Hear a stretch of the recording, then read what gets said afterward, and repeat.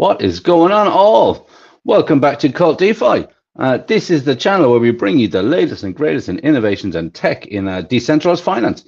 More specifically on the Pulse chain, and even more specifically in the Jacob ecosystem on Pulse chain. Tonight, really, I wanted to do this because we hit a pretty big milestone, I think, in my opinion, and we're gearing up for another very big one. So tonight, we have officially earlier on today, we officially hit $200,000 worth of items sold on the NFT Marketplace. Now, that, I really believe that that makes us by far the most successful NFT Marketplace on Pulse chain in general at the moment. And not only that, the vault, the famous vault, is at 4.9 billion Pulse. So we're literally, I think, in the next couple of days, we're going to hit that 5 billion mark. And we know that that was the minimum that we needed in order to be able to make this thing work. So Jacob and team are very, very busy. Really, it's all hands on deck again now, and we're absolutely flying. We're really getting up there. I do have my buddy along with me today. We're going to be discussing a few nice things here, so I'll bring him up in a moment. But yeah, I just want to let you guys know that you know, we're absolutely flying. Everything is really going really well. I have to say, I'm so impressed with how Pulse Mafia has done. Again, people are always asking me, what's the difference between Pulse Mafia and BNB Mafia? And you know what? There is no difference. It's the same game. It's on two different chains. Just right now, we know that we've had a bit more momentum on the Pulse chain side, purely because we have a lot of, a lot of people on Pulse chain that's, in our community, in our family.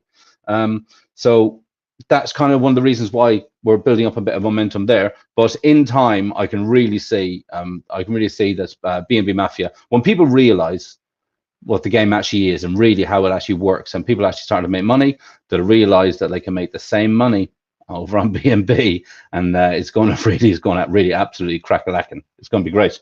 So let's bring up our buddy here. Welcome back to the world, man. Yeah. I am good, brother.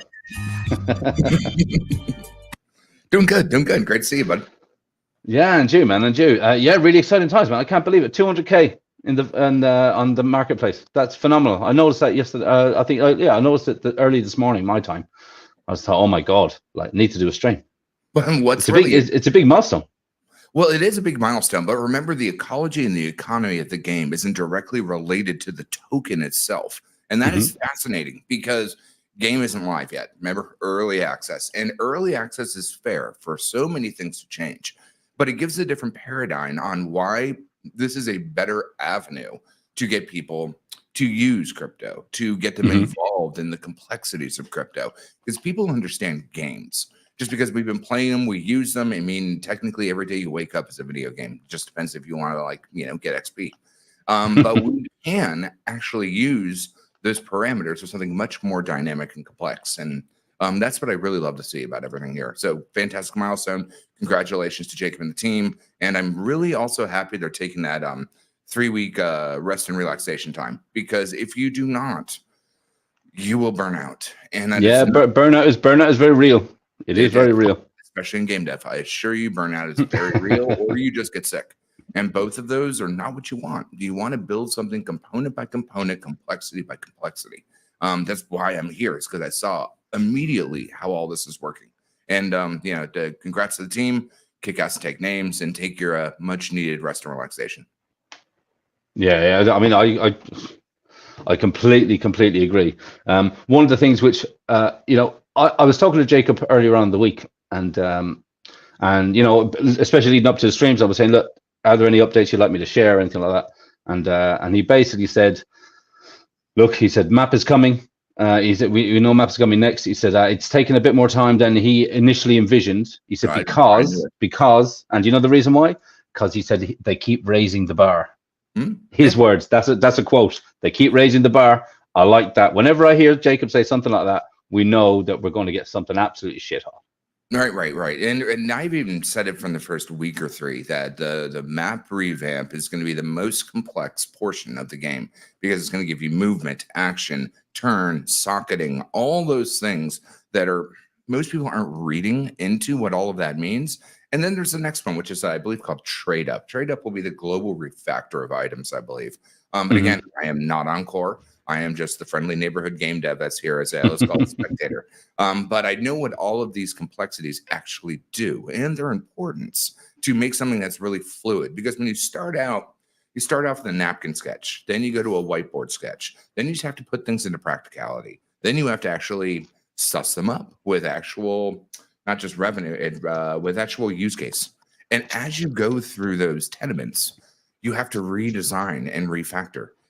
Fail fast is what we use in the term in games. So kill your babies, rebuild them better. And it maybe takes 1,000 times to get it right. But getting it right is actually the most important part. Nothing else really matters. Get it correct.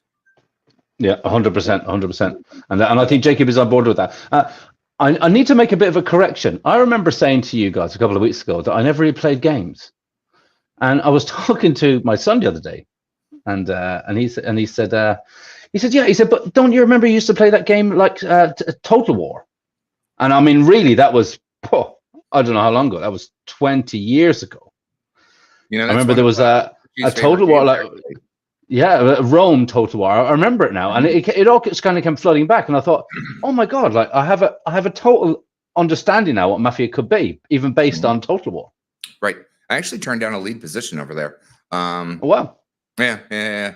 I forget the name of it's a creative group or something like that. But yeah, no, that's taking a real-time strategy or taking something like Total War or taking like something like StarCraft gives you a good cross-section of what this can actually grow into. But you know what it needs? It needs time. If you're not giving it the time, it's not going to be dynamic and it's not going to be rich. It's going to be rushed. Rushed never is good at all. When we look at the success of Baldur's Gate 3, Baldur's Gate 3 was, early access for 3 years. But it's one of the most dynamic games I've ever seen from a systemic point of view, from a pen and paper point of view, from a way that you can do anything that you want. That is supremely dynamic. I think everyone keeps getting kerfuffled about the vault or about killing, when realistically it's about building an ecology and economy that can exist outside of token price and can get you yield as the game propels, as the cities build up in value, as random encounters pay more, as things get more risky, as things get more easy. All of this is interactive staking, if you will. And that is so much more dynamic than just locking your coins up, which, I mean, that's cheap and easy, right? If you want to just lock your coins up for a while, XYZ, MNOP, totally fine. Problem with that is then people have nothing to do. And for some weird reason, people need to be looking at something, talking about something, having a new feature involved or something else to keep them excited rather than just invest into their 401k, which is essentially what staking is. Just drop it into your 401k.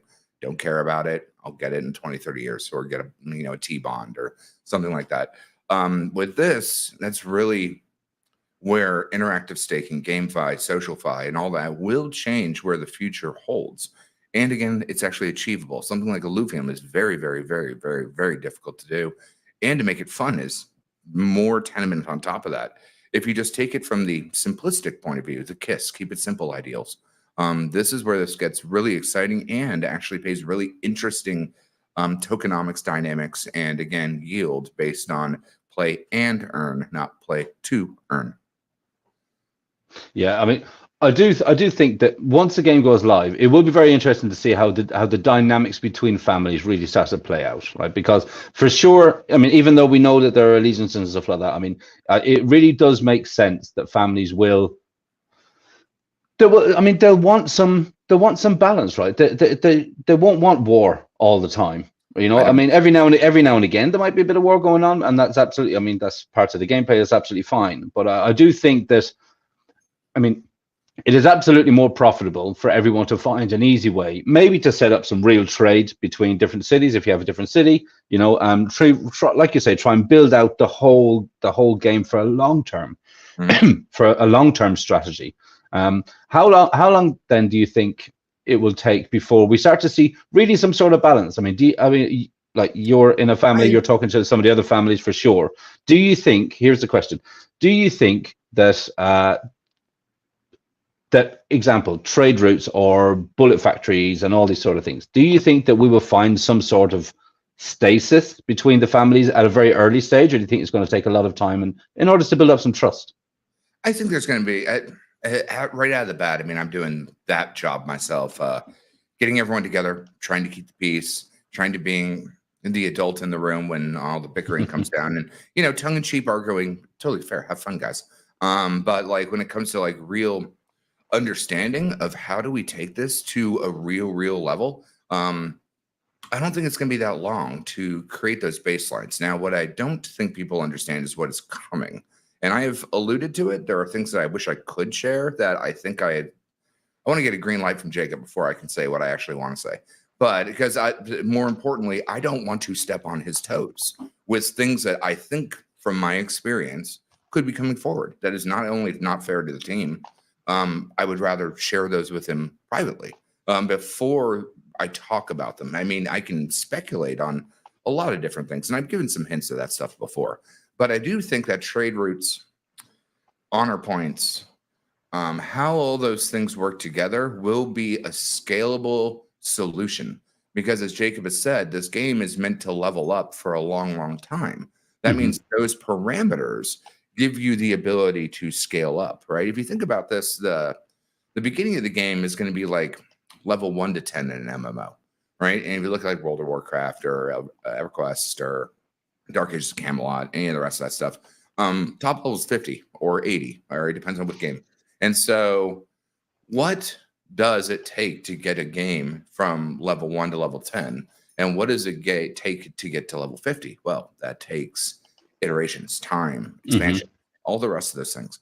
And so I do think there'll be a dynamic thing with trade routes and cities. I've suggested environmental encounters such as fires, such as things that actually could raid a city, not just a family.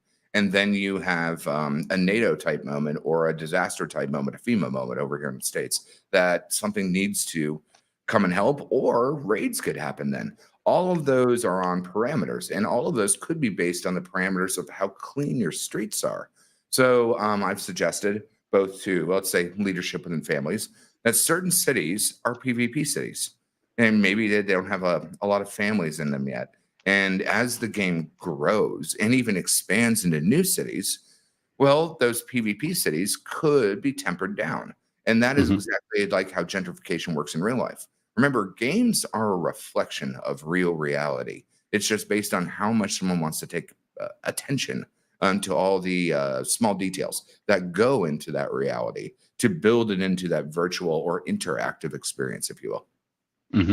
Yeah, no, I do like that suggestion that you made actually about, like example, something which will level the playing field as because Hexmole said previously didn't need this, there has to be a number of ways that stop one family tending to run away with it. And Jacob did say there will be a lot of balancers coming into play at some stage.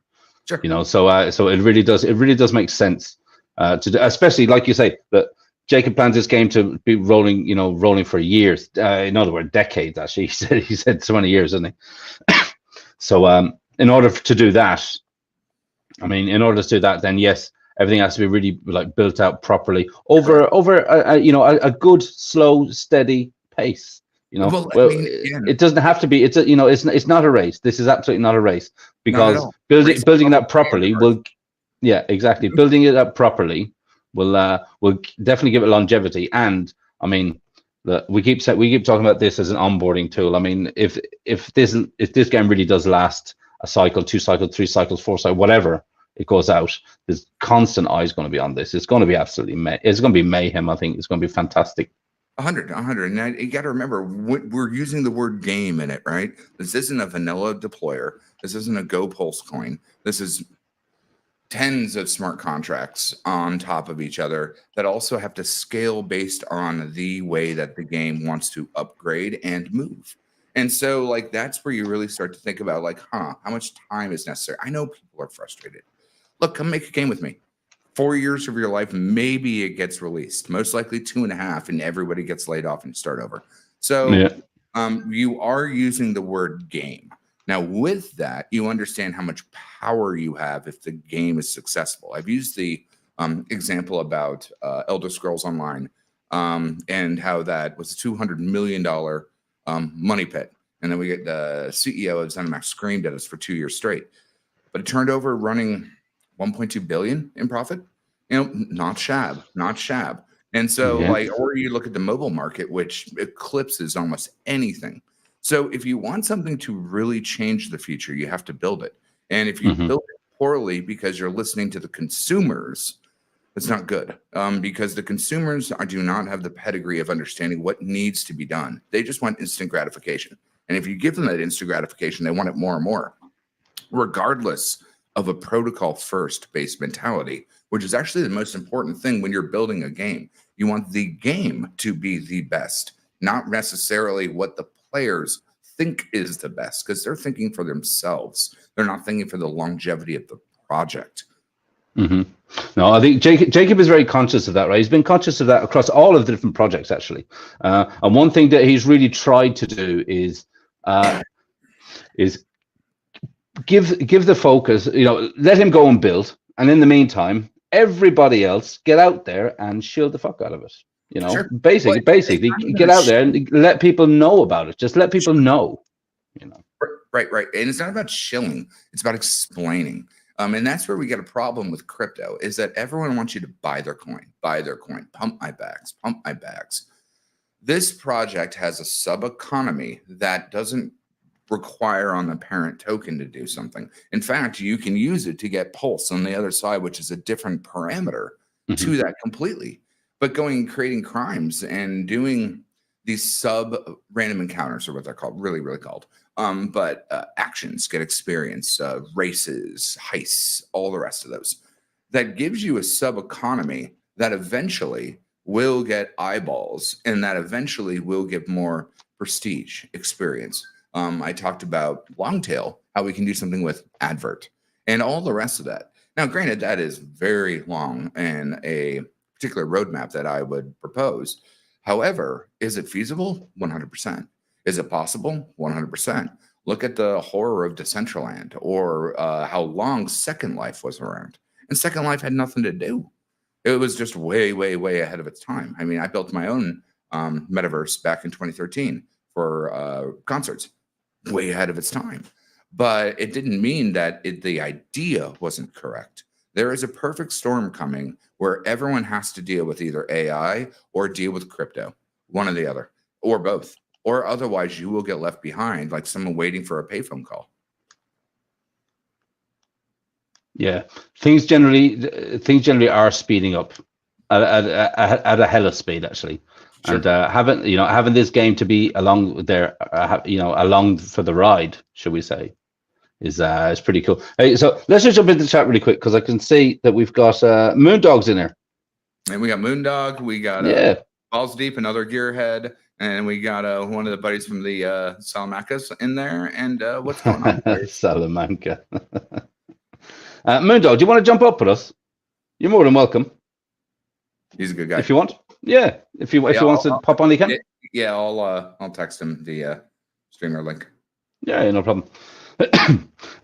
So we've seen now that the syndicate obviously have their directorate allegiances, and they're starting to set it up now, and they've got it with the hustlers and stuff like that. I'm starting to see between the players at the moment and between the families. I mean, it's generally like, is it a syndicate or you guys in the top two slots, and it changes a little bit depending on the players, I guess, just the worth, but it's really up there, Are there plans for you guys to do an allegiance together, or? We're not going to share anything. Okay. But let's just say I talked to everyone. I mean, we did flip. We were top one for a minute, and we could push and get that. But I mean, we don't even have a recruitment telegram. We don't have a bot that posts. Interesting. So you got to and again, tip of the hat to all the families, right? I mean, I talk to all the heavy hitters because I care about this game. It's very personal to me, as I've shared many times. Game devs stick together. I'm a player. I'm a game dev first. I'm a teacher of games second, and I'm a spectator and player third. So I will always be altruistic in my opinions and how we guide this game, not past the finish line, but up and up and up into excellence, because that's what my job and my career and what we do. But yeah, I think there will be some very interesting dynamics that come. But until map release is done, there's just so much that I wish I could share that I think is going to happen. And again, it's not canon. I am not on core, but I do have a wealth of experience, both talking about this, designing it, dealing with it, and having to pivot based on upper management's decisions. So I think it's going to be really, really interesting on how those cities and dynamics work.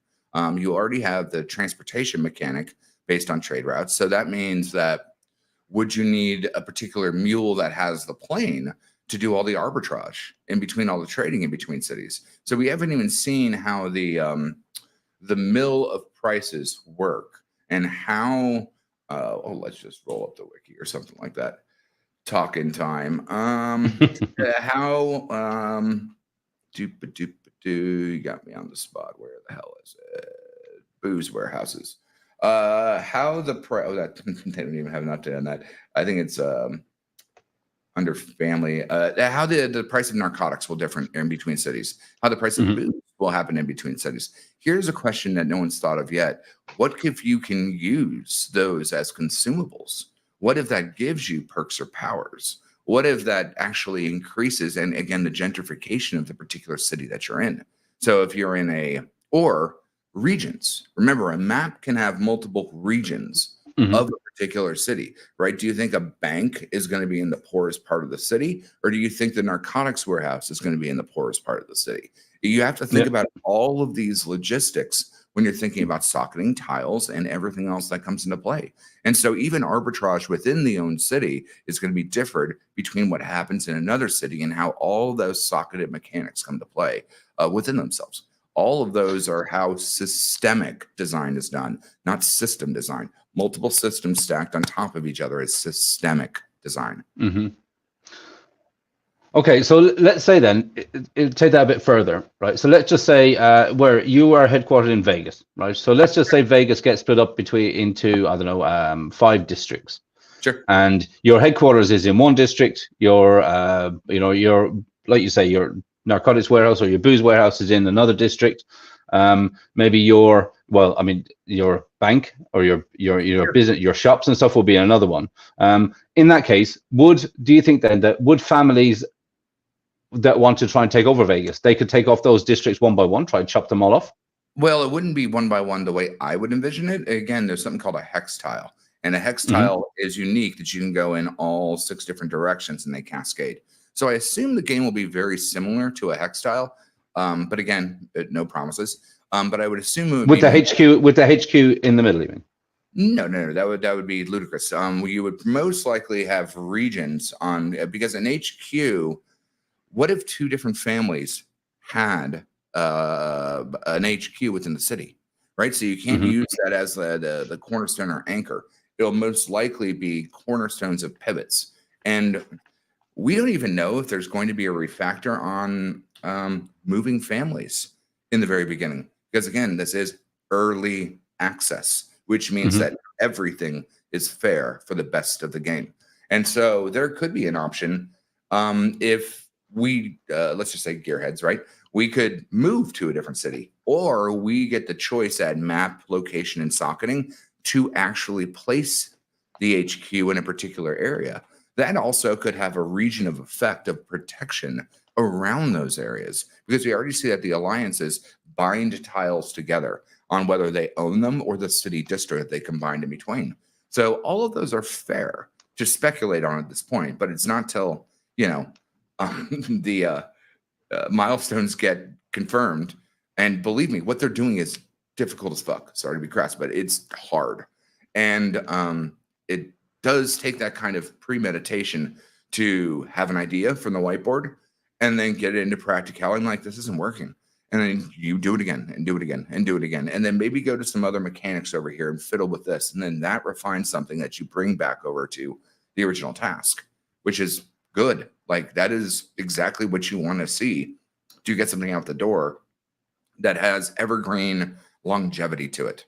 But yeah, I think there could be some interest as to the alliances, the tiles. But again, like I just said, I don't think most people are thinking about with just HQs. Well, what if there are two families within the same city? Well, they would have different HQs.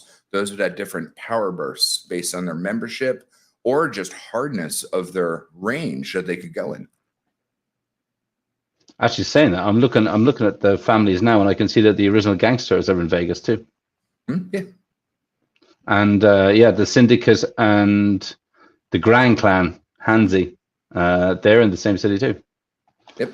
In Chicago. Okay. Oh, so there we go. So the plot thickeneth. Yeah. Like I said, I got to be careful with what I say. I don't want to goose the team. Because, you know, I've got a wreath of knowledge to at least try to help them, but I also don't want to stress them out by bringing up modes and vectors that are not solidified yet, because I know what they're working towards and they have to develop it. And that takes a bloody insane amount of time. Yeah. Yeah. No, definitely. So we've got, I'm looking here now, right? We've got 918 active players at the moment, right? So in the game, so I mean, it's pretty safe to say that we'll hit 5 billion within the next week for sure. We could hit 1,000 members, active players in the next week for sure, and we've just hit this 200K milestone, right? So it's a pretty big week for us actually, when we think about that, and it's come in a relatively short period of time, don't you think? I mean, really, like this is it really is. It's coming along. Yeah, like in fact, I would say it's coming along too quickly from my particular pedigree. That's why when I heard that they were taking 3 weeks as rest and relaxation, but please, guys, you will crush so much better with some time with your families, with some time to digest the things that need to be changed. Because I've already given up 2 points on that I think will be massive to change the game. Let's not even talk about communication with secured communications. Let's not even go into, let's take a look at the old milestone list. What we got? Kill Simulator. And then I'm really looking forward to that. I'm really looking forward to that too. Well, the Kill Simulator is going to be very interesting, but actually, I think this just popped up and I didn't see it before, is the pre-ranking system. And I could talk about that, but I am not going to talk about that. I've shared it with some heads of households, but again, I don't want to goose the team. It's not fair and it's not polite. It's very rude. So I will not do that. But again, like I said, there will be refactors coming. I mean, I've said this in second stream I was on with you, third stream I was on with you. And God, how long have we been doing this now? Month, 3 months, 2 months? I don't even know anymore. A month. Well, we've been streaming together for about a month, really. Oh, it's got to be longer than that. No, I think it's about 4 weeks. Oh, Jesus Christ! I time travel. Once you build games, like days don't even matter. You just know what deliverables are. So it's like I got a deliverable in 3 weeks. Well, that's 3 weeks of work. So I don't even know what the actual week that is, nor month that is. I just know 24 days or 21 days I got to deliver something. Also, looks like Moondog is going to be in the stream coming soon. Yeah, perfect. Yeah, so we know, right? So we got the map coming up, then traders, pre-ranking, communication, Kill Simulator, vault requirements, and well, the vault requirements is pretty much done. It just depends on what he wants to. If there's any changes, maybe that need to happen to it, right? Right. And I think, I think the more money, now this is just pie in the sky thinking here, right? The more money that's in the vault by the time that we actually get to launch, considering that the original plan was, let's get to 5 billion and then see. I mean, let's say, for example, we were to get to 20. Do you think it would be wise then to maybe open up a few more payout spots for families? Because we already seen, it went from 1 to 5, then to include 6, 7, and 8, depending. So it might include a bit more. Then now you're thinking well.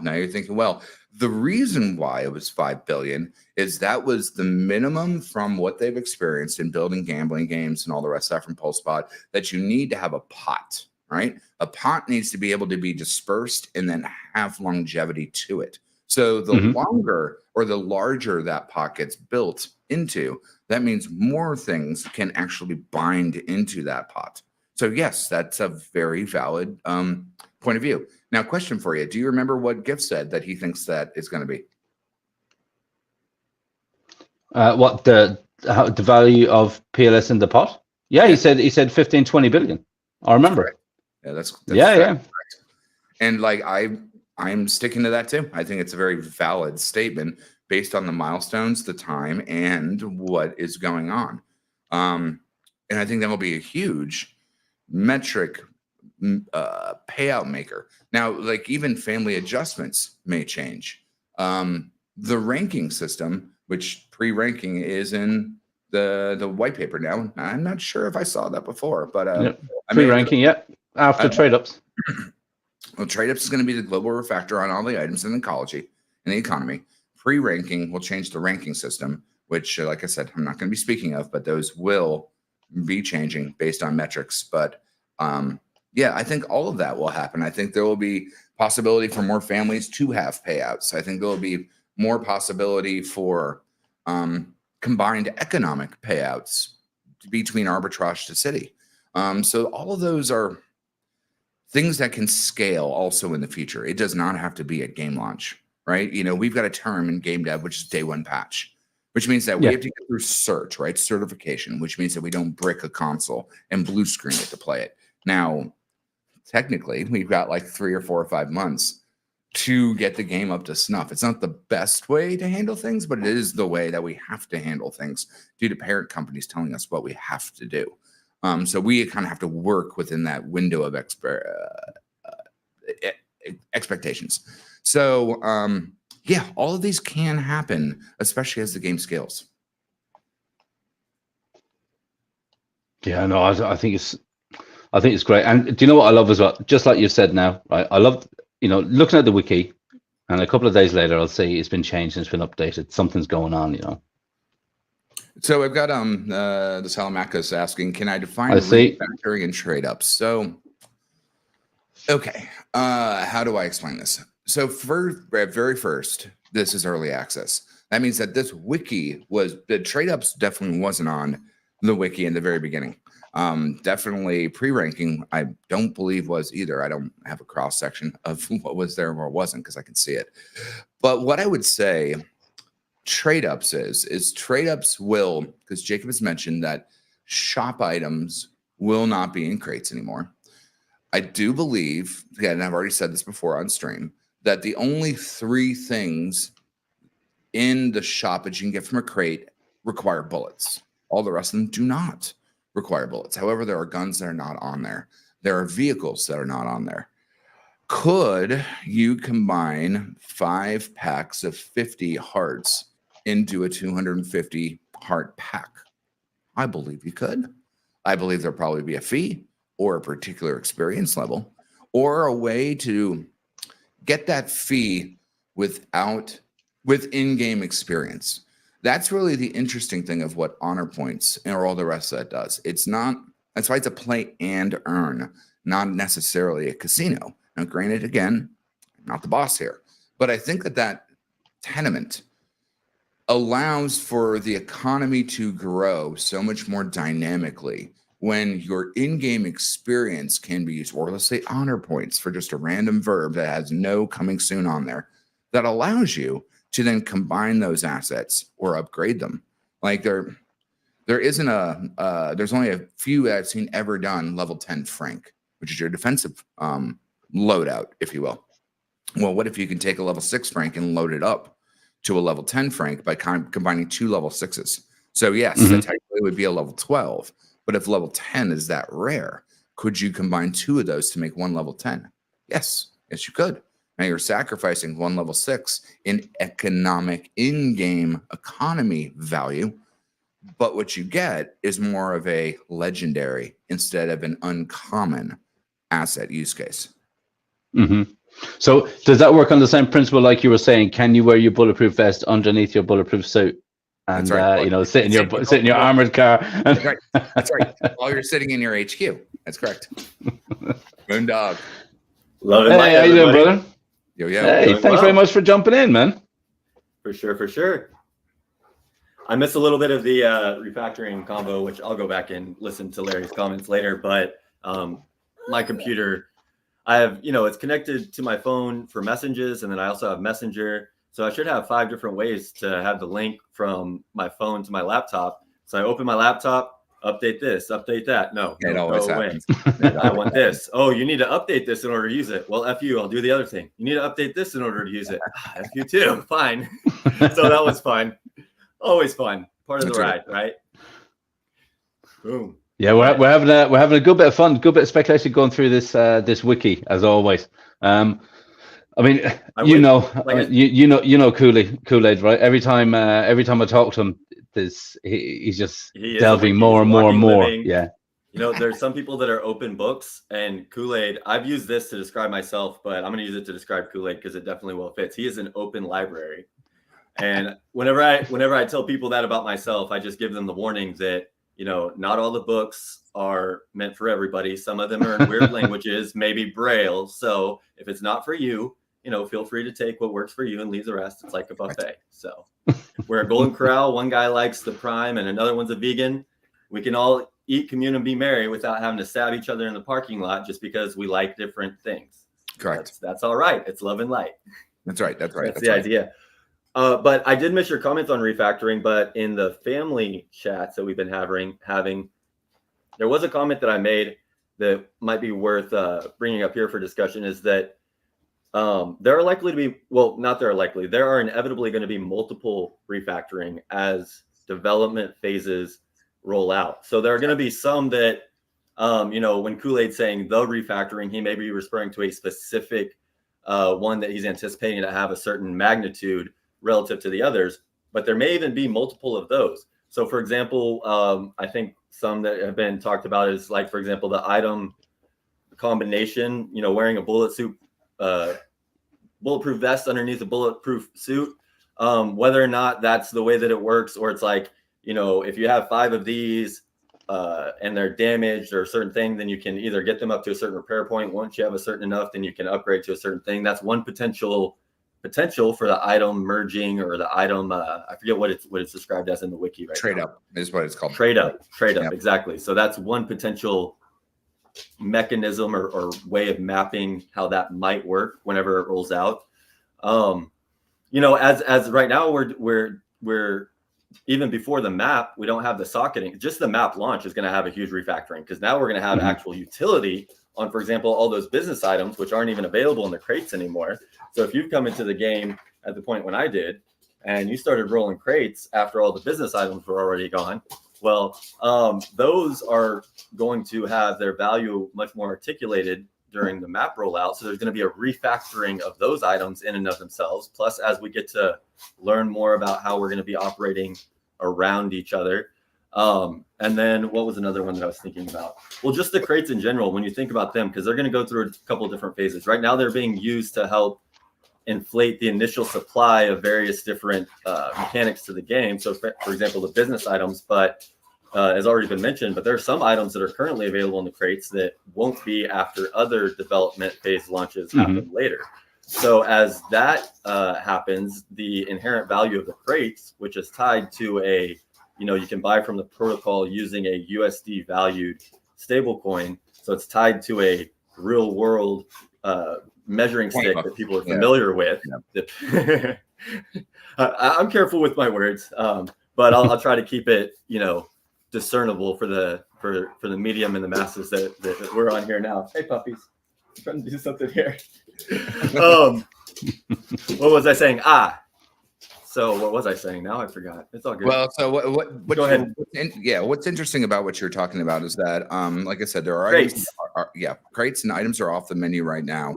But when you joined the game, there was a DEX history. Yes. There was a visual implication of what prices have been done, what has been sold, and the hierarchy of those things in between. Whereas in the very beginning, there wasn't that. And so, like, even though the business items weren't on the menu for you when you got here, your ability to make better decisions at buying, trading, and using the air quote in-game DEX was. And so, absolutely. So I missed the business item phase launch, but exactly what you're describing. I came in. So here's my unique positioning in the universe. Again, as a dude who got into an Ivy League, even though he technically failed high school due to absences because he was skipping it to play the World of Warcraft auction house, because that was just more personally interesting to me, my teenage version of me. I came in and the DEX was it had just launched, but it had a little bit of history behind it.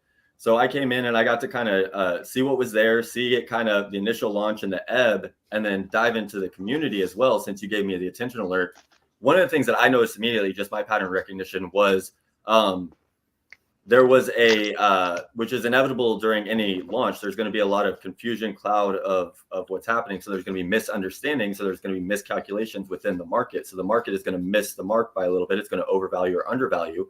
I noticed that everything was being undervalued just implicitly across the board. So I and some of my buddies took it upon ourselves to use that opportunity to really kind of just sweep the market and raise the bars, because I just knew, again, I was talking about the current crate game is tied to a stable coin that with a measuring stick that most people are familiar with. So I was able, just based off of that and a couple of other maths, different things, guesses, speculations, that's all it is at this point. That's all we're all doing. I decided that for my time, value, and roll of my dice, it was worth picking up what was available in that market at that point, and then watching it just kind of do what I've seen markets do, take back off. And then now there's an opportunity right now for anybody who's new to come in and to gain at prices where people who came in the past couple of weeks, you're going to be, you're buying it even at a better value than the people who found out about it the past couple of weeks and got very excited since our last mega stream, which there was a huge, we hit a new all-time high, and multiple times, as a matter of fact. So, and I know for a fact, just for my own personal, what I do, that the efforts of everything that we're doing here and on that stream had direct impact on that chart on the market. So I'm going to pass it back to Kool-Aid, since I interrupted anyways with that. Well, no, I mean, like, I can always talk. Actually, I'll take a quick smoke break. You and Colt should chat, because David's got a really interesting perspective. He's also a very dear friend. I'm going to steal your idea. Yeah, I mean, just go run with it, my friend. But yeah, okay. Well, you can't smoke, and then I go smoke. So he'll go smoke first, and then I'll.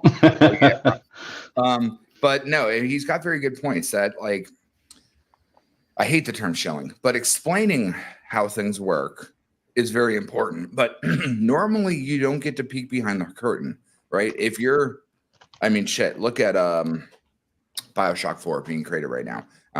The lead game designer for that was my partner on Prey. So it takes a lot of work and time. And I haven't asked him what's going on, because, I mean, I could. But people want to know what's happening behind the curtain. But that doesn't mean that they're allowed to. And you can see this happening right now on what's happening behind the curtain, whether that's vault allocation, whether that's different mechanics being added online, whether that's price of goods, what's available from crates, what's not. There's concerns, or not concerns, but there's questions about where the random number generator is getting its data from, and like where those assets are that are available with that RNG pool. So like, you don't know what is going to change in the future. And that is very, very, very important to digest, because none of this is going to be something that stops at game launch. Game launch just means the car is being ready to turn on. That's it. It doesn't mean where the car will go. Moondog, you go ahead and talk to Colt for a minute. I'll be right back. Absolutely. You were just saying something. Go ahead. You were just saying something there, right? That when we did our stream and you started to look more into the marketplace, you saw that things were really sort of undervalued, overvalued. I think personally, I think nearly everything that's on the market is way undervalued, because just as the game starts, nobody really knows what they're going to be able to do with these things yet, right?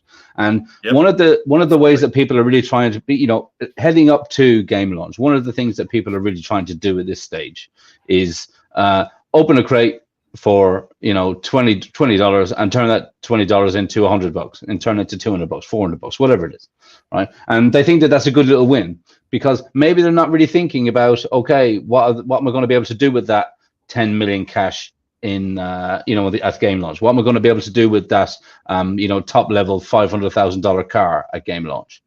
So until then, they're just we can see, even by the sellers on the marketplace, you can see some people are they're opening these crates like crazy, and they're just mass dumping right now, which, like you say, for anyone that actually has a long-term vision on this game, it's it's a gift, right? It's almost free at this stage.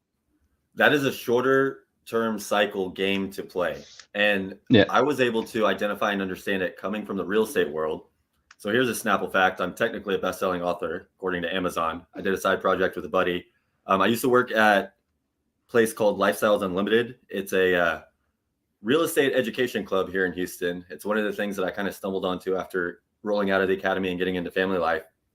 So publicly facing, it's a real estate education club. What it really is, being a person who not only worked there, peek behind the curtain, but top producer, performer, etc. Mm-hmm. It's in function. So that's the sales pitch, and it meets that criterion. But its function, its utility, is it's actually the good old boys club for the apartment industry. They own over 60% of all of the apartments that are 200 doors or more in Houston, DFW, San Antonio, Austin, and that was whenever I worked there a decade ago. They've gone international since then. But so I came to them having already had a bunch of real estate experience that was separate from the apartment industry. So long story short, I ended up being asked to leave because I was pulling too much capital from the multifamily pools, the markets of basically the club function as a way for people to meet and then meet SEC guidelines as far as raising money, because once you've met and then you go talk at a bar, now somebody can have a relationship with you under which, if they do the right things, they can technically present a PPM to you. So I've been kind of baked into the games that people play around regulation, specifically the SEC, for a while. And then I was doing real estate. When the last deals I did, we bought a package of. So what I did at Lifestyles, actually, it was right after so 2008 was a crash, but around 2010 to 2013. So everybody knows BlackRock now, but there was this company called Blackstone that was doing this. It was buying up.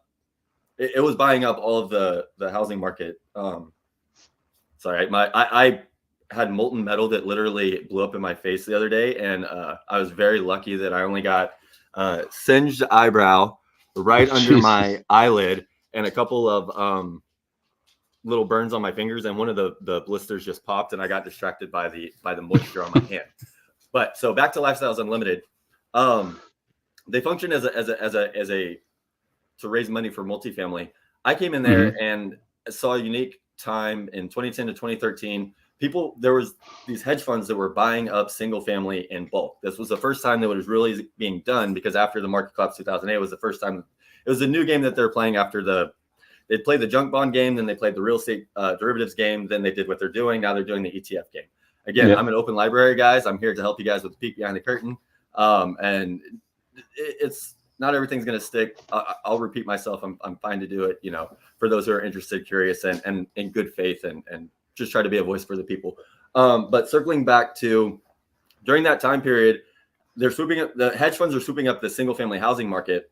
And what they're doing is a bunch of baby hedge funds try to copy what Blackstone was doing. And even what they did, they were playing a different game than what ultimately, because they ended up passing it on again to BlackRock and the ETFs, what's going on now. So before I go down that rabbit hole, baby hedge funds were trying to copy that. They were promising, double-digit returns to their investors, but then they were having 40-60% vacancy, because real estate, especially single-family real estate, is so operationally intense. All the guys who were getting paid on acquisitions, they were getting six-figure bonuses. 2 or 3 years later, the investors were only getting single-digit returns. Therefore, all those companies were willing to liquidate, and they liquidated below market. They didn't care, because, again, all the guys who had got the portfolios, they made their money on salary. So all the executives ran off with their bags. The investors are left holding, they got the promises not returned. Anyways, the assets are still able to be operated in a way that's cash flow positive, just not, 60% vacancy. So I started to specialize in buying packages of single family homes, at 5, 12, scoop them up, sell them, sometimes already tenant occupied. There's a lot of extra things that go into that. And the last, I've weaved a long way there, so I'll try to get back into crypto. But the last deal that I did before getting pulled back into crypto. So during the pandemic, we had bought a package of 70 single family properties, just me and a family friend, business partner, for our own portfolio. And we'd put out $2 million into escrow for a $10 million line of credit. The lenders, due to the pandemic, ended up not performing for us. And 4 years later, we're in lawsuit with them, not only on our $2 million that's sitting in escrow, but the $10 million that they didn't perform for us, our $2 million that's sitting there, plus all the damages are lost. That package of 70 houses that we bought that's just sitting there, the city's like, what, WTF, dealing with all that. But during that time, I found Richard Hart, Hex, crypto, all that other stuff, came into here. The market here, like you said, I saw immediately that it's vastly fundamentally undervalued. And circling all this back to, you mentioned that the flip game, that's what I'm doing all this. I come to this from the real estate perspective. That's why I said all that nonsense to make me sound like an expert, in case you care. I take it or leave it again. It's up to you. But I came in and so on Amazon, I did in 2015, after I was asked to leave Lifestyles for pulling too much money from the multifamily into buying packages of single family, because getting double digits. So the people in multifamily said, hey, I have a couple $100,000 pledged to this lead investor. It's been sitting there for 14 months, not doing anything. And I said, oh, here's this package of 5 houses, 18% cash on cash return, or 21% cash on cash return. And then if the lead investor finds a deal, you have 16 months due diligence, or enough due diligence for us to package it up, sell it to another member. After transactional costs, they get 18%. They're happy, you're happy. It's a win-win all around. And these kinds of plays are available in this ecosystem as well, guys. So the flipping mentality, flipping serves a role. After I was asked to leave Lifestyles for pulling too much money from multifamily into single family, I did a project, just a side project with a buddy. He asked me, and I had the free time, and it ended up, we did an interview. I did an interview, and then they gave it to us where they had recorded it. They had turned it into a book. I sat down and edited mine. Not everyone else did, but that book ended up being a best-selling book on Amazon, 3 different categories. So I got a plaque from Amazon in 2015, best-selling author. That's the marketing story there for me being a real estate author. We did the crypto and real estate Pulse Chain Tour conference at one of my buildings here in Houston, the Texas Real Estate Investing Center here in Houston, which, by the way, for other members of the community, especially around these parts, I have a lot of facilities in the Texas area to offer for those types of events, for us having come together, having a gaming convention, a GameFi convention, and other things, artists in crypto or Web3, that kind of stuff. But here's the TLDR. Flipping, sir, in my book, I talk about, I talk in real estate, there's a flipping mentality. And a lot of people will think of flipping as investing. And I talked about the distinction between those two things. Flipping serves a tool. Investing is about having something that's working for you. Your time, energy, capital is working for you over time. It's accumulating on its own merits. Flipping is for short-term, growing your seed capital faster. It's for momentum of growth. But there's risk that goes with that reward. It's also time intensive. It's energy intensive. You have to be doing it. It is a job. That is why it is separate from investing. Investing is something that, it's always going to require some maintenance. Right. It's going to require some maintenance, but it's not going to require as much active, when you stop, the checks stop coming type of scenario. In flipping, that's exactly what happens. So the people who are flipping on the market right now, that is okay. And just understand, in its place, it is a short-term game, and it has long-term risks with it as well. Don't be mad, later comparing coulda, shoulda, wouldas to things that you never coulda, shoulda, woulda, because you were never playing a long-term game to begin with. You're playing the short-term game. So they're going to be measuring what they're doing based off of that. Now, I noticed that people are flipping, and I have like I said, we came in, swept the market, and I have a lot of buddies that I want to get into this game. Some of them, it's the first thing that's helping. Literally, I had somebody today text me. He's like, man, thanks, Moondog, because this is the first thing that's helping crypto make sense to me. Right. Right. And that's exactly one of the superpowers that I see in this, is its ability to translate what a lot of us have been habituated to and already know in crypto more to mass appeal. Because we were drawn here for our own reasons, but the people who aren't here weren't drawn here for those reasons. Otherwise, they would already be here.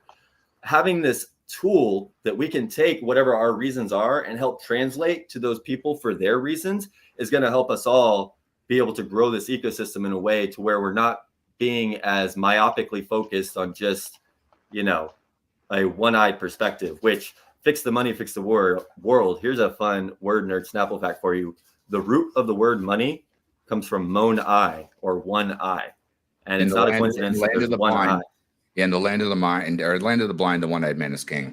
And so when you take that etymology about flipping, you have short-term gains versus long-term loss, because if you hold things, they technically can grow. Now you can flip, which also increases the value of things on the market. It also gives the opportunity for things on the market, like you were talking about with BlackRock, Blackstone, and all the rest of that. Since there aren't the ability to buy properties, only rent, it puts a clob on everything else that can be done.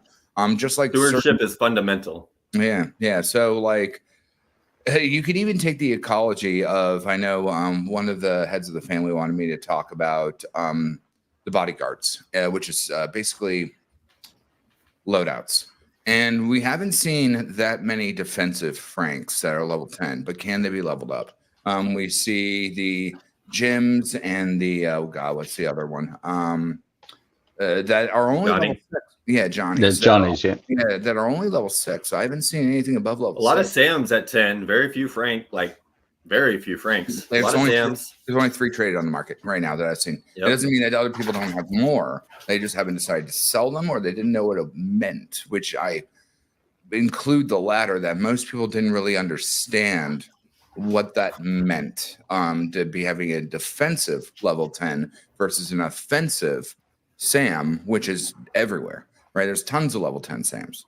Now, Johnny's and Jim's are going to be a different loadout based on how you are playing your turn mechanic for your character.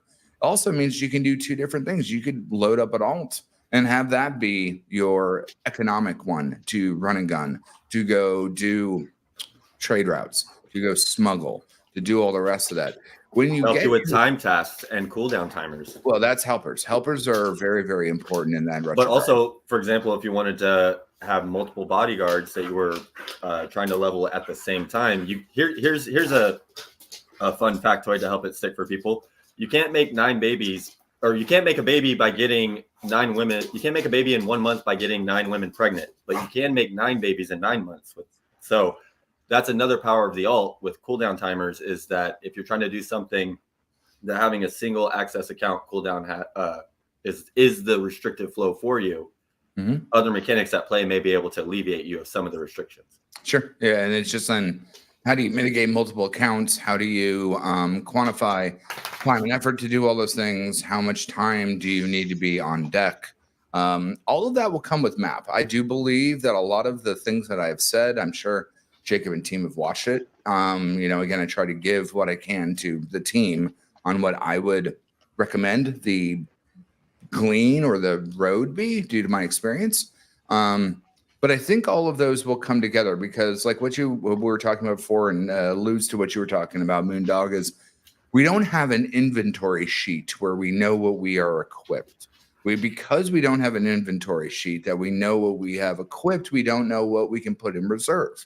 We don't know if the helpers allow you to re-scope and re-equip should something else happen, or what that time parameter is, or what that escape value is. That's so much more fascinating to me than just the kill simulator and focus on bang, bang. Because like, it wouldn't be hard for me to figure out how to make a trap to kill someone. I'm just fair. It wouldn't be hard. Because it's not fair. Everyone is vulnerable. Everyone is vulnerable. That's a life lesson. Everyone is vulnerable. Well, no. It depends, because if you have the man in the high castle position where you are in somewhere that can't be killed, you're also not earning XP. You're also Kings are the most vulnerable historically. Well, that's Kings and emperors are the most vulnerable class. Yeah, exactly. Well, that's why the jester and the fool is the most important part of the king's court, because he's the only one that can critique the king and not get their head cut off. But he also is the only person that can actually... It's a delicate dance, y'all. It is a delicate dance, but it is the most important role. because that's how the king can test the tenement of his court. And so and that goes back into families, alliances, and all the rest of that. Every family is doing a fantastic job. I don't care what chain you're on. You're doing a great job because you're here. You're learning. And hopefully I can give you more of the playbook as the playbook comes, because I'm a game dev first and I'm a player third. But I think that there's going to be so many different ways to rubber duck this entire thought process and ecosystem. And that's where it's going to pop over to BNB, not post-launch or pre-launch. Post-launch, because we have the tenement of most of the people that play this game, or at least know who I am, or know who Jacob is, or all the rest of that. So we have a little bit of history, but the Hexaco people don't have a lot of history on BNB. And that's where, when we start to roll in the mechanics and the utility, and people see live launch versus early access, where that influence will cascade onto BNB. And we're already cross-pollinating, again, referencing back to our mega stream, Yeah, with Kratos, Kratos and his community. But not only that, guys. I mean, I literally, I have. That's right. Yeah, he had no I'll be streaming with him as well soon. Yeah, I'll be streaming with him as well soon. And but I mean, on the BNB side, I mean, I have I've had the conversations. I've got a list of people ready and waiting to go. It's really just it's Jacob's call. And I've got some streamers, I've got some YouTubers with 150K plus subs. So and when you do, I'm having all the right conversations. They all like the idea of the game, but obviously at this very early stage, some of them are like, look, let's wait until we get a bit further down the road so we can actually really have a conversation that keeps pace and keeps on going. Sure, not just pollination. Yeah, so it's working. It's there. They're ready. Yeah, and when you do, I'll come on. And because I can bring literally tactical knowledge, like, I went to war for this stuff. It's a different kind of war, but I do have that intrinsic method. But for a lot of people that don't want to wait, please believe me, waiting is good. Please believe me, do not make a bad game. Please believe me that it is not worth crushing a butterfly to try to make it get out of its caterpillar stage faster. It is not. It's not going to work. It is not going to fly, and it's not going to create a torrent of a hurricane in another part of the world. But when it does, then it will. It's perpetual motion. And so once we get to that perpetual motion stage, then it becomes super dynamic. And that's where, God, I hate the term YouTubers or influencers, but that's where people will more talk about it more, because it will have more tactical and haptic and didactic use cases. All of those are super important to making something do more than just number go up. And that's the problem. If number go up so much, people sell, versus actually understanding the investment that they have, as Moondog was talking about earlier, the actual puppers, the investment of where this will go. Remember, the gold rush in the United States wasn't technically about gold. It was technically about getting land that eventually turned into California, the 6th largest GDP in the world. So yeah, maybe you got no gold on your land plot, but I mean, that's where, Archie and I banter about Civ all the time. You got the oil on your hex tile that no one does. And so even though you maybe not got gold in the beginning, your geolocation and geocaching of all the rest of that can tenement back into this ecosystem. And what this living wiki or early access has already done is pretty damn impressive. As one of the most deliciously interesting dexes that is not correlated to dumping, because you cannot dump in this game. You can put a fixed price, or you can have a bid. And if you done fuck up your bid and put your zero somewhere wrong, yeah, it dumps. Like the someone that sold, was it $2 million worth of cash for like $2? He put his decimal in the wrong place. God, I feel bad for you. But live and learn. We had Ether Delta back in the day that would, skull fuck you for that kind of thing. We had a family member that mentioned in chat recently that he accidentally sold 5,000 bullets for $5. Pretty sure it was a fat film error. And well, I mean, that happens. That's the only way you can really dump the in-game economy.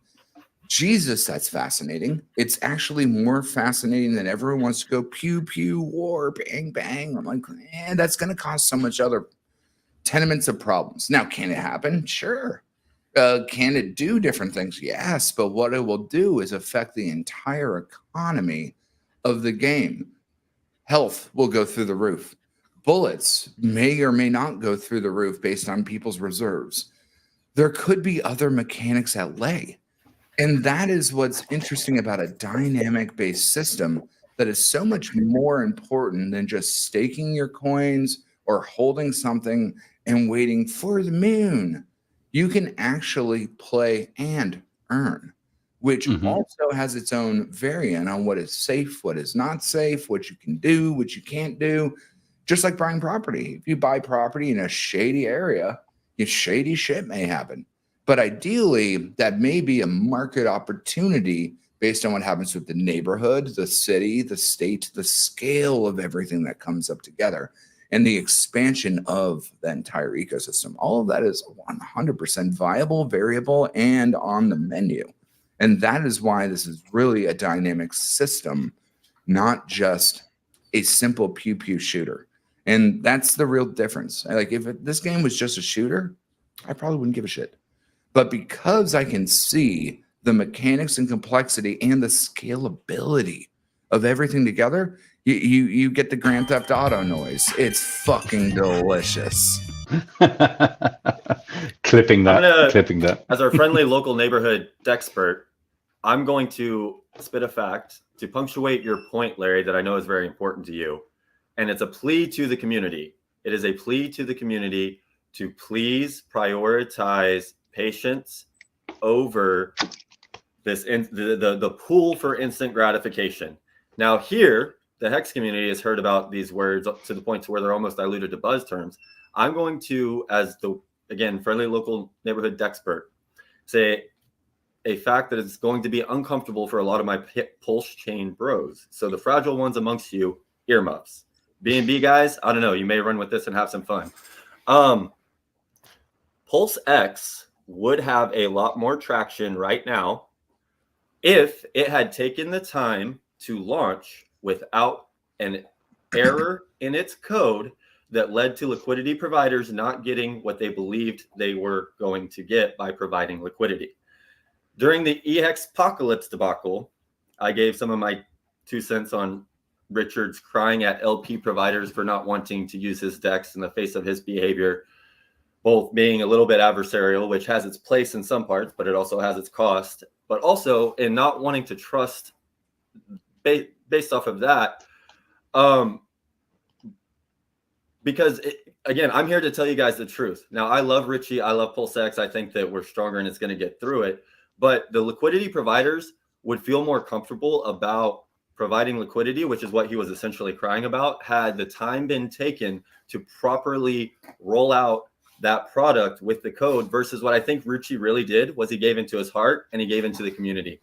I think he gave into the community's pleas for when launch, even though he knew better, he gave in, and it had an overcomable but still effective error that we have all faced since then. So that is a real life case study for us all to consider for our own understanding. And again, you know, all the sacrifices that we have all made during this, for some of us, it's going to be, you know, it's going to land in different ways and maybe deeper, but of why giving the developers the time and the space and the support to do things right versus expedient is ultimately the best play for everyone long term. Because again, PulseX, I believe, would 100% be higher today had we taken, even if we had launched a couple of months ago and it had taken that long for us to iron out whatever it took. Doing it right versus doing it fast is the main thing that I'm trying to say here. Sure. And on top of that, I mean, even Stable and LUSD, they burned with Gift Tech as more than PulseX has. But they did have to rush to get it in. And Jesus, it's a very, interesting game of give people what they want, give people things on time, and deliver on what is the best for the entire ecosystem. And the problem with the latter is feature creep, because you can always get something else you want to fix. But when is it good enough? That's what's called in game dev, ship it. In film, it's called fix it in post. The problem with it on crypto, blockchain, all the rest of that is one error in one line of code can cost a lot of people money and cost a lot of people problems. And so it costs a lot of people trust, which is even more valuable than money in a time frame, because trust is money over time oftentimes. Anyways. Yeah. But that's the interesting parameter about working with a dynamic systemic game environment. As long as the core game works, then you have something that can give perpetual motion to the machine while they work on expansions and DLC. And think about it like what Moondog was saying earlier. It's like a fixer-up home, right? As long as someone can live in the house and you can do renovations while they're living there, you get a twofer. So building that kind of mentality is actually really, really important. And that's why this ecosystem, not just Pulse Chain, not just Pulse Mafia, but GameFi, crypto, and understanding as a whole is so tenement to how we are going to live, exist, and have that use case that if you treat your wallet like a character, you will level it up. And that is the most important part of investments, attention to detail, click-throughs, having people actually look and use your protocol, be involved in your protocol. That comes with all of those tenements. And if you're not having that, you get waylaid. People stop paying attention. People stop caring. They just dump. But again, this is where the most important fundamental part of this, the in-game economy is not attached to the token. So when the game actually launches, we may see all sorts of up and downs. But when they buy, goes to the tax man. When they sell, goes to the tax man. However, the in-game ecology of playing the game and earning this real estate has nothing to do with that market model. That's why, again, the total USD into the vault for 200K is a big milestone, but it's not the milestone. It's an example of what is being hit while the game is still in a living white paper, a living wiki, early access. And again, I work on an early access game right now, and it's a nightmare to do. And that's why, again, I applaud the team for taking some R&R. They deserve it. Yeah, especially before the map rollout, which is so fundamental. And it's dynamic in the fact that I think I mentioned before that this is likely, and I believe 100% bigger than anybody knows yet, even the developers themselves. So them having some feedback from the community, some targets, whatever their expectations were, but of, how many people are engaged at this point, having some real-time feedback to bounce off of gives them, again, to punctuate the point that you brought up, Colt, which is why they have delayed the launch of the map. We're not hearing excuses like software is hard, which is a valid enough. No, it's not that. They keep raising the bar. Good news.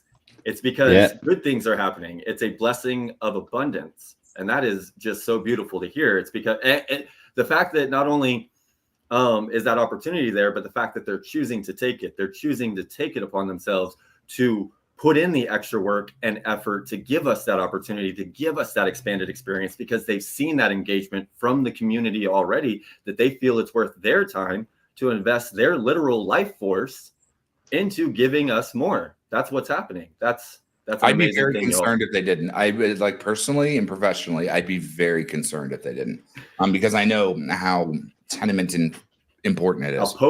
How potent this is, how powerful it is, the position that it sits on to potentially catalyze so many things, even beyond itself. What's going to happen and within itself? Well, what's going to happen with the map reveal will literally dictate. Hold on, let me look at the wiki again. hold on. Moondog, you talk. I gotta got to coffee real quick. All good. Boom. Yeah. So actually, on our mega stream, you touched on the fact that this marketplace it's a real DEX. It's a real DEX. Yep, I actually clipped that and I put it up, and a few people have actually been DMing me on X, and they've been saying like, "This is great." You know, this is again something which we didn't really realize about the game. So if any of those people are listening right now, do you want to quickly run through it? Why is this such an awesome DEX? Well, just to really punctuate the definition of the word real with another real life thing that's happening. My buddy that I mentioned earlier, that this game is one of the first wrappers that has helped him to understand this crypto thing that we're all doing. I've been harping at him for years. He helped me with the Pulse Chain tour a couple of years ago when we hosted it. But it still hasn't stuck or caught on to what he's doing until this. Part of, I came in, onboarded him to MetaMask, Pulse Chain. We actually skipped Ethereum because he was having problems with it. Pulse Chain, Pulse Mafia, all in one sitting. I think that was yesterday or the day before. But a couple of days later, he's been asking, he's like, because I'm going through a brutal divorce right now and some other things, family stuff. So I got a lot, again, the multi-million-dollar lawsuits and other things going on. I got a lot of plates spinning, a lot of latent potential just kind of sitting around here in my own personal abundant blessings of abundance all around. He's like, hey man, if there's anything that you need help with, let me know. I was like, there's always things that can be done, but I'm outside. We've had, I'm in Houston. So we had Hurricane Barrel roll through, trees knocked down all around, literally in my front yard. I've got a wood chipper. I actually own two houses next door to each other because right before the baby mama drama exploded to the point that it did, part of my resolution was to buy the house next door so that the kids could at least still have, functional, safe environment. But, things are as they is. I have the two houses next door to each other. I have a wood chipper that's just sitting there. I said, hey, buddy, I got this wood chipper that's jammed and I haven't had the energy to sit down and unjam it in these piles, and I got $100, if you want to, and that's $100 in cash, bullets, or $100 in cash, mafia, bullets, health, whatever you want. And I was able to say that to him and him understand. I was like, and I mean cash in multiple ways, that dirty fiat coin in my physical wallet, as well as, gamified encoded ones that we have. And he was able to understand. So I'm able to trade value to him for real life work through these in-game assets. And again, as something that Kool-Aid keeps reiterating, and it's easy to overlook or overhear because it's kind of technical or esoteric, is he keeps saying that this is a real life ecology regardless of the underlying, there's a real life ecology regardless of the underlying tokens and coins themselves. So somebody coming from the crypto world who's evaluating the project literally through the token is that's going to be hard to mash. Well, here's a way to maybe help to mash that. Regardless of whether or not this succeeds, I'm able to trade real life value with one of my real life bros for real life things, for him to engage in a game that he's okay with, the trade and the value, whatever he gets, because it exists within a time and a space. It's not just a promise coin that something could happen between now and 10, 15 years to where his ideas about our bargain and therefore potentially our relationship could change. It's something that's much more accessible and dynamic. So this is a real life DEX that gives you access to communicate and interact with some of your family members, especially your gaming bros. There's plenty of people in gaming without a lot of the baggage that's inherent in even being interested in that crypto thing potentially to begin with. It's like, hey, here's this game that I'm playing that's on, and then everybody kind of, it's being in real estate, everybody kind of has an interest in real estate, but they don't really know how to ask about it, or if they did, they would kind of already be pursuing that. So they're kind of looking for the easiest, lowest hanging fruit. It's kind of the same thing with crypto. Everybody kind of wants to be involved in crypto because they understand it's a good potential. So if they're not, it's because they haven't found that path yet that makes sense to them for them to enter in and figure out what's going on in a way that makes sense to them. So this is the DEX. There's real money in tokenized both and in multiple ways. And that's the thing, is gosh, this has so many layers and ramifications, like just within the game itself, within the communities themselves. And that's the Pulse, that's the Mafia communities, that's the Pulse chain and BNB communities, and that's also the crypto community at large. And then even out from there, again, like I said, I'm doing what I can to help cross-pollinate with real estate and other real-world assets. We've got buddies that are working on gold mines and oil and all that kind of stuff. Art is another fun one for me personally. Luxury cardboard, aka Pokemon cards, and Magic the Gathering is something that I like to side tangent into. That's another fun Snapple fact to make it real. It's a DEX Snapple fact. Mt. Gox. How many people know what Mt. Gox stands for? The original Bitcoin exchange. And all the people who kind of know about crypto now are familiar with FTX. And it's funny because that's just Mt. Gox repeating for what, the fourth, fifth time? So people have been around. It's history, maybe not repeating, but at least rhyming. Mt. Gox was originally Magic the Gathering online exchange. It was originally made as a DEX for people to exchange Magic the Gathering cards. It's a card game. It's like poker, but more advanced. And they had already set up a DEX for their Magic the Gathering because there's a secondary market for it. And they were in Bitcoin. And just because of the cross-pollination of the applicability of something that was already there with this other community that was happening at the time, they ended up being the focal point that launched the first tool that the public had access to as an online exchange. They were the first SEX or centralized exchange, the Mt. Gox exchange. And then there were stewardship problems because basically what happened is the boys got too much gas, more gas than they could handle. They got too big for their britches. They burnt out, and the collateral damage reverberated throughout the ecosystem. But the systems have self-healing mechanics within them, so it was able to recover until the next boy who got too big for his britches, or scapegoat. If you look at our latest little FTX kiddo that was used with the banker, his parents are literally the freaking bankers who make the laws for the regulators and stuff. And he's just, I feel bad for him, and I don't. I feel bad for him on a human level just because he is a kid who got way too much in a place that was offered temptation and got sucked into it, and it was just a very potent form of temptation. But I also don't, because ultimately he made the choices. But it's just, I also understand and have the empathy for, had he been in a different position making those same choices, he wouldn't have had as much access to power to causing as much damage and therefore rippling back to himself as he did. So that's where my empathy goes. Let's take that one step back. I also think it kind of just, it got so big so fast, and it ran away from him. It got away from him, and that's something to be careful. And who, yeah, exactly, yeah. And who do you turn to at that stage, right? Who do you turn to for help? Well, that's the tenement on looking at how GameFi that made Mt. Gox, based on Magic the Gathering, created the real first globally understood DEX, because technically the first DEX was Azeroth Auction House, at least the bigger one that allows those to happen. But when you look at what Mt. Gox was, which was trading real life game collectible assets. Now, if you have, let's say, a particular business, or you have a particular character, could that etymology be translated into a collectible NFT? Could your death be a collectible NFT? Could all of the story and the thing that you do be a collectible NFT? That's where SocialFi comes in. And SocialFi is going to be dynamic because it builds on top of the momentum of GameFi that allows for those particular tenements to be accented across the board. And that's where it gets really interesting looking into the future and where all this can go and where we will go with this. Because hopefully it's not just Pulse Mafia that becomes, Pulse Mafia should be the platinum level of where GameFi should be on Pulse Chain. But where do other shatters come that turn Pulse Chain into a more economic, breathable utility?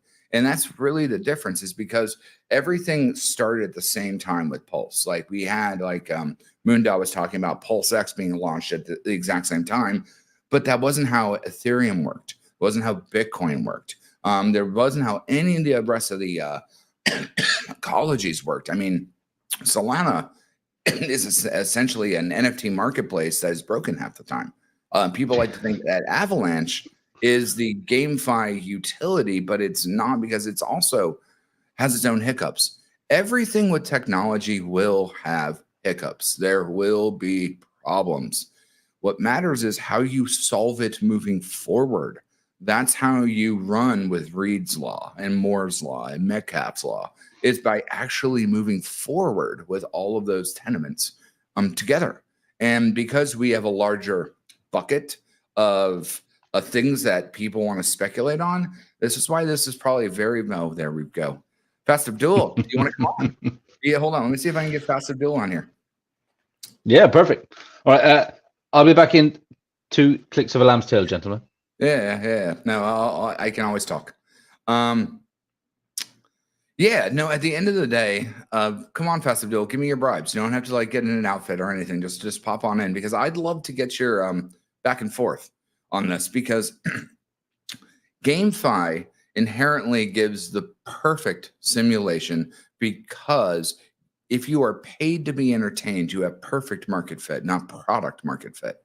That means all the other things that you're worried about, price charts and all the rest of that, doesn't come to the inflection if you are actually doing something entertaining that keeps you from worrying about the price, the cost, or the flippening that most people are addicted to. If you can flip in game, that doesn't reflect inherently to the parent token, but the parent token, based on what happens in game, does flip that ecology.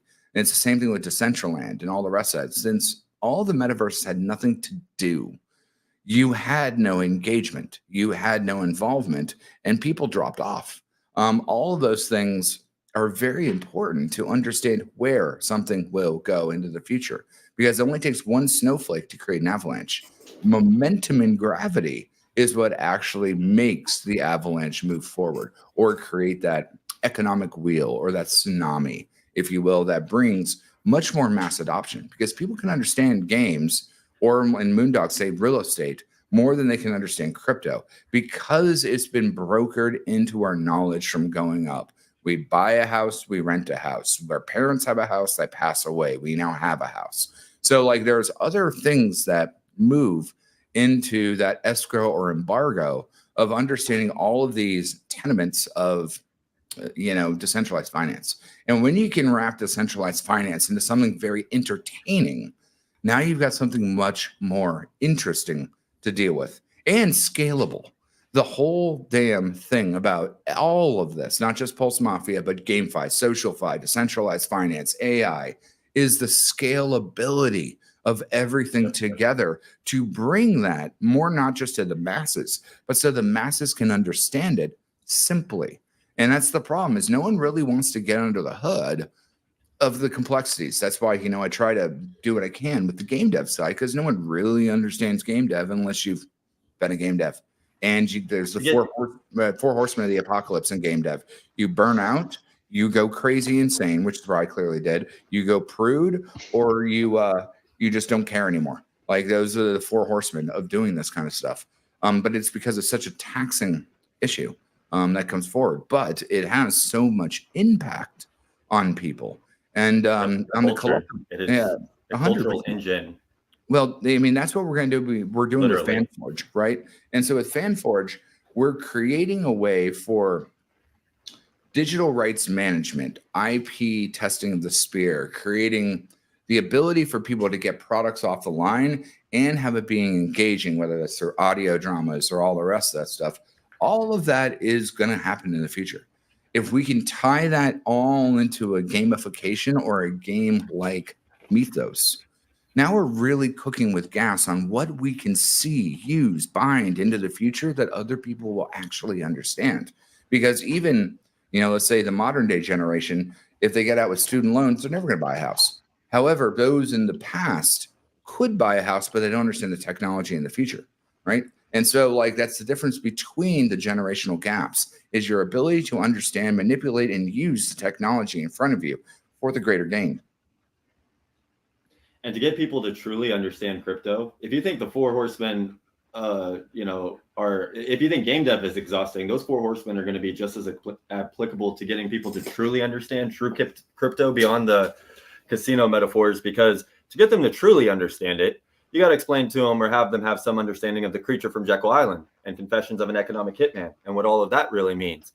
But the problem is the attention span for that is all those 4 horsemen that you mentioned. You're more likely to go insane or tap out in exhaustion before you're as more likely those things as you are to be able to do something useful with that full kind of understanding. I'll tell you something that's hilarious to me is how many crypto bros and self-claimed, self-avowed crypto experts don't even understand or don't even know the term SHA-256. They don't know what the SHA-256 algorithm is, much less where it came from. Spoiler alert, the NSA. And therefore, all of the counterparty risks that are inherent within that to begin with. Matter of fact, because they don't understand the fundamental position that counterparty risk plays in the role of crypto. They're thinking of it in terms of casino dopamine hits. And once you get into, again, these much more open fields, I mean, it's dangerous waters. You know, I don't need a Boeing hitman showing up in my place right now. So,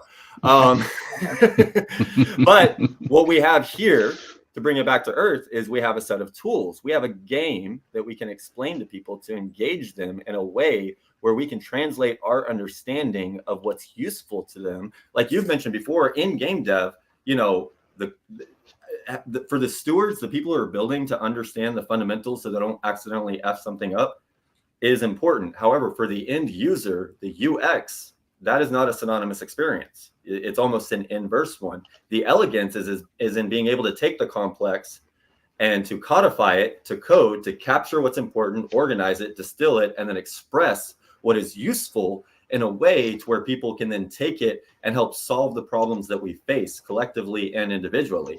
That's where the real utility of this is going to come from. It's not about we're in the arena of ideas, but it's not the people with the best ideas that are going to win. There are 1,000,001 ideas laid waste on the corpse field before us.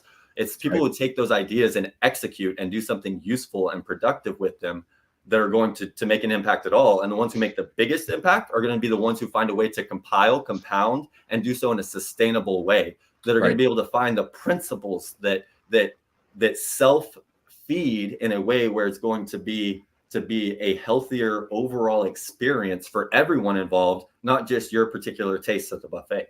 That's right. That's right. Because it's self-compounding prophecy on how you get wins. But like I said in the very beginning, fail fast, kill your babies, do it again, do it again, do it again. And when it is right, then it is correct. And people don't want to take that time. They want that instant gratification. And that's, again, what a game gives you, is that dopamine hit while it's still in flux, which is so goddamn important, because people... Gives you something to do and a way to process it over time, so that you're playing the game even when you're not playing the game. That's the nature of games, is they occupy a space in your mind. So now you're getting people to play the game of crypto, and to an extension, the game of life, in ways that they may not necessarily be able to do as accessibly without that gaming wrapper. By gamifying it for them, you're giving them access. That's what it's doing. Technology is an access liberating mechanism. That's what we're here for, guys. Yeah, and this game is access to education as well, isn't it? You know, it teaches people everything about crypto. There's a little bit of everything in there. You know, staking, marketplace, yield, what's real yield, you get to learn at your own pace. You don't have to exactly be an expert before you jump in, because you're going to get eaten by the sharks. Because it's only, you know, there's a way here for, again, us to come together and the sharks to coexist next to the turtles.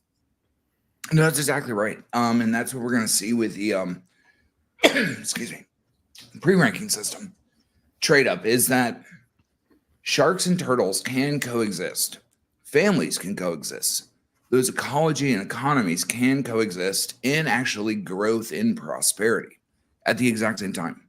And it will happen if done correctly. Yeah, that's what we were saying at the start. Weren't we, at the start of the stream? Really, it absolutely benefits everyone to play nice, to set up these trade routes, to actually do some real trading between families, trading between cities, whatever. And you know, but we are going to see some of these. I mean, there's some dark characters out there that really do want to just play the kill or be killed. I mean, again, that's why I said there will be PvP. Good luck to them. I mean, in my experience, I've experienced a lot of darkness in my life, just where I grew up. But the light tends to win, and that's coming from some very dark places, which I'll alleviate the chat from going into now, but the light tends to win because, as somebody mentioned before, here's a way to do it mathematically.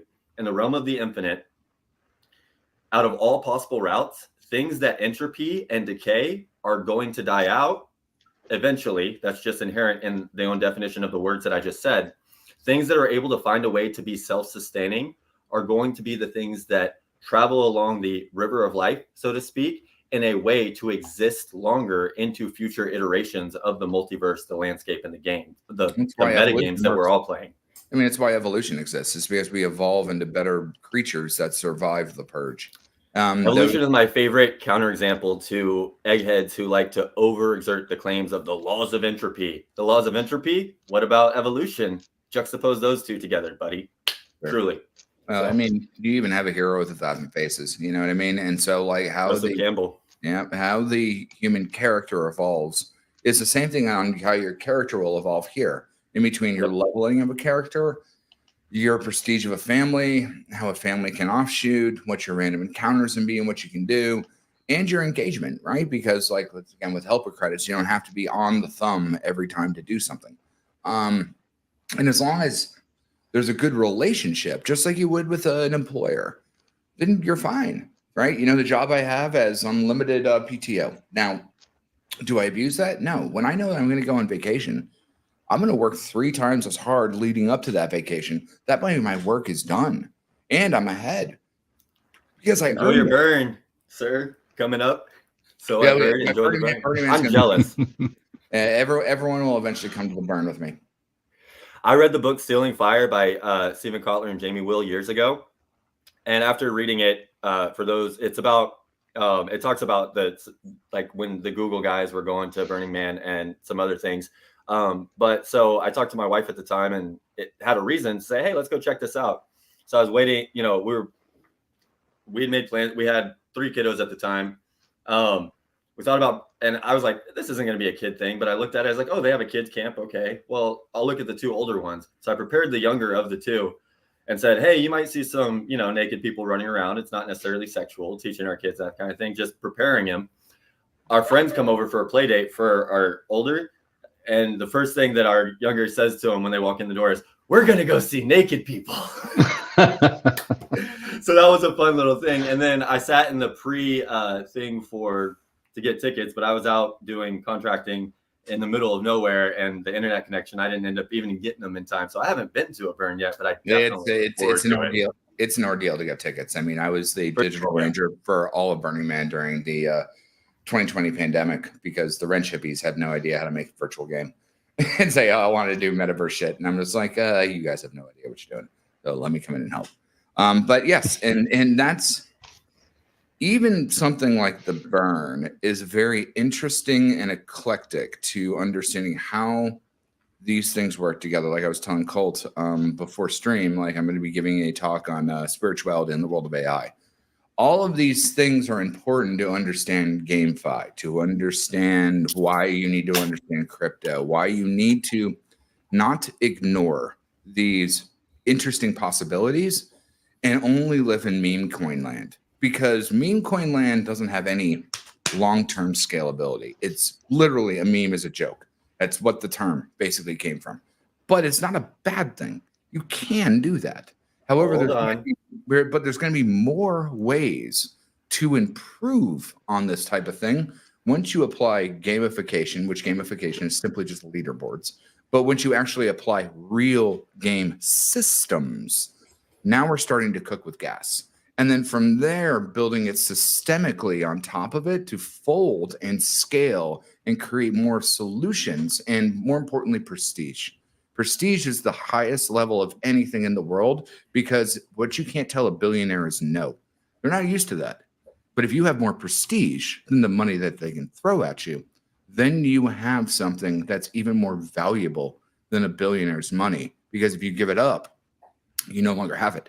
And then a billionaire is just going to go sell it. So by holding that crate of opportunity, now you're starting to build something that has legs. And that's the most important thing, is that really understanding what GameFi is. Because I don't think I've ever seen anything that's GameFi that's more RPG based in this particular market model. than this particular ecosystem. And RPGs are about scaling your character to keep growing based on the dungeon master or the creator's realm of the game. Well, you know, a dungeon master only has the first episode in his head, right? It depends if all the characters live to get to what he has to design the next level. And that's where this gets really, really interesting with cross-pollination between multiple different game systems or multiple use cases, or how they bind on top of each other and create more of a market interest rather than just candles. It comes into who am I and what did I do and how does this longevity work? I mean, you can take in the same market model as a 15-year stake.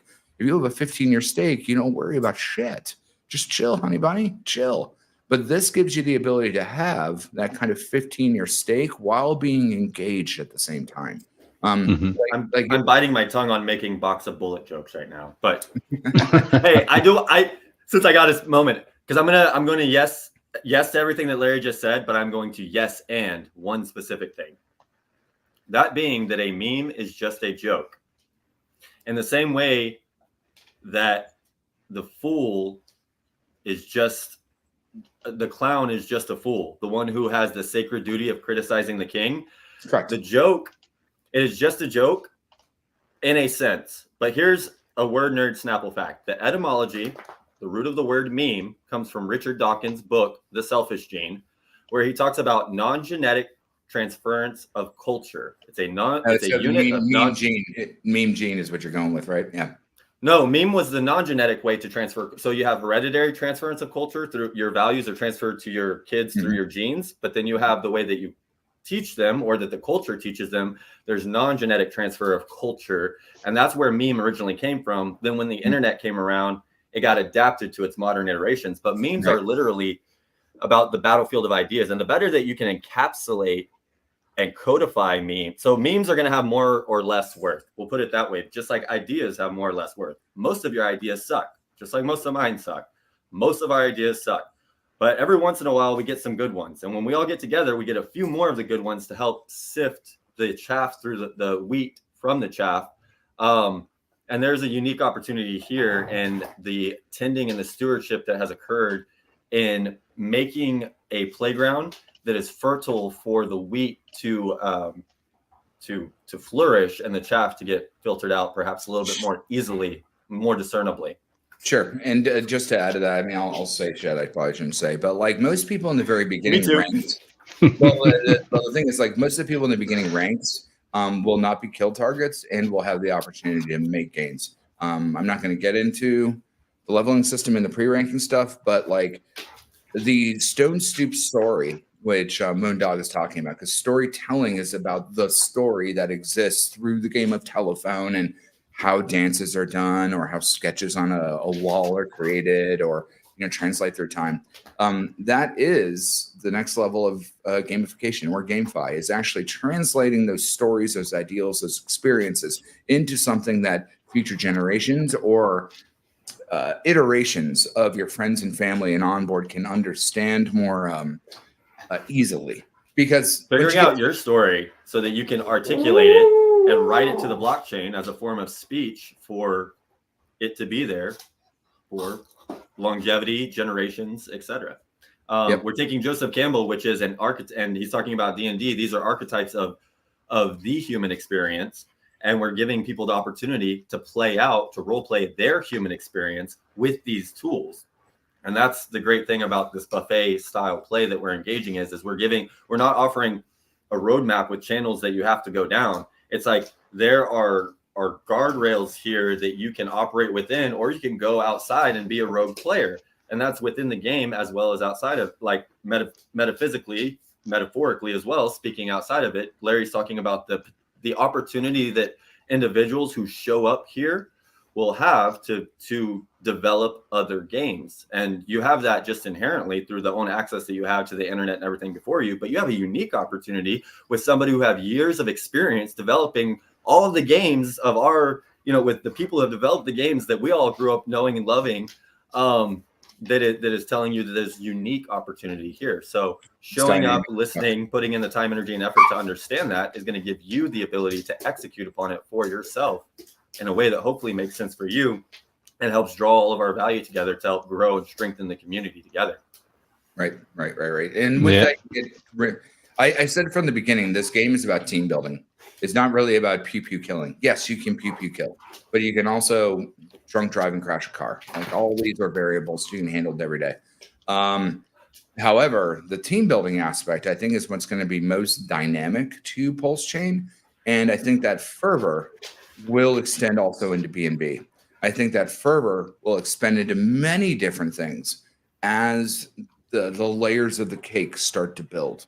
And that's really what true gamification and understanding how systemic stories, creations, experiences, and all the rest of that come together, because it does require that stone soup and village to raise a child, or to raise an economy or an ecology or a biome, and how all those things work together.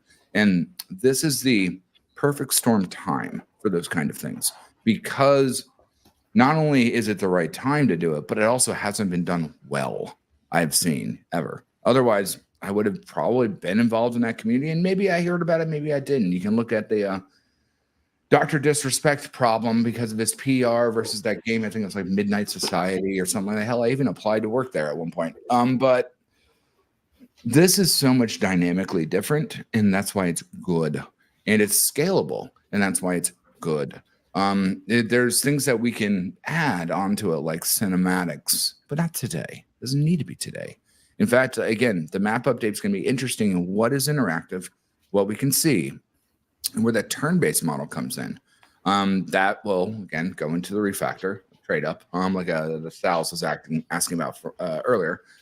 And then we'll see pre-rank. There's also problems, again, in the chat earlier about the chat or something like that. And communication is number 9 on the roadmap. Just chill. Like, let things actually enjoy the ride. Yeah. Learn to enjoy the ride, and you'll have a better ride. Yeah. That's right. Yeah, I couldn't have said it better. That's right. Hey guys, we're approaching 2 hours. I got you on more than an hour without even blinking. We're getting better. We're getting better. It's a late time for you, my friend. Always a damn pleasure, and I will pop in whenever I can, and be there for you guys, because this is very personal to my heart and what I've done for my entire 20 years of my life. And there's so much more to unlock that most people don't realize. And that's why we do it all as a family, not just one particular family, but all of us together to build this into something that scales into something phenomenal. And that's the most important part of Prestige, is making sure that everyone comes together and lifts it all up. Otherwise, the arc doesn't float. Absolutely ditto. And something I've said before, but I'll say it again. I've got 4 kiddos, 3 sons and a baby girl. So I am highly incentivized to be here and to continue to do what I can to play my part in helping us to all develop and play better games. That's the game I'm here to play. Yes, sir. We appreciate it. Yeah, absolutely, man. Absolutely, really. I appreciate it all. This is fantastic. I mean, I keep saying it. I keep coming back to community, right? I mean, we are so fucking lucky. We're so fucking lucky that we have a project of this caliber. The community that we have, I mean, we've got like top to bottom. It's absolutely hands down. I think I haven't seen a community like it. Right? I just haven't seen the community like it, and that can extend then to Pulse Chain in general, like Hexicans and Pulsicans. Like, look at what we're doing. Look at what we're doing, guys. Right. The chain's only 1 year old. There you go. Look at that. Right. Yeah, so it's onwards and upwards, guys. Onwards and upwards. Hey, guys, thanks very much for watching. We've got we've had a consistent number of people watching over on X, actually, which is great. It's streamed over there too. So we're starting to do that regular now. I really appreciate it all. If you are first time here, do me a favor, like and subscribe.